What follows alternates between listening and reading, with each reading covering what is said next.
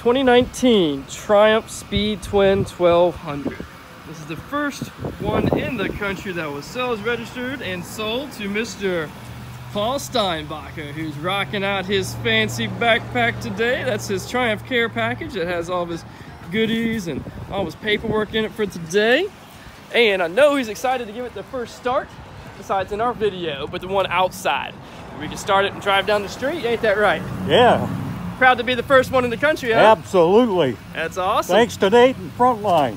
High five for Triumph. My boys Darren and Bill out there making it happen as well. So let's get ourselves on this beautiful Speed Twin.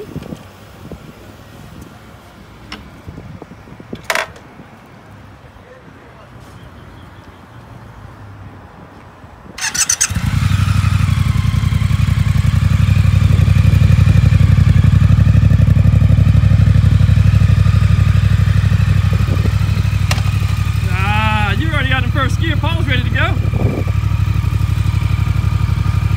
right. Want to thank Paul for being such a great, loyal customer here at Frontline Eurosports. You deserve the first one. We're going to let him rock off into the sunset on his new Speed Twin. Thanks again, Paul. Have a beautiful day.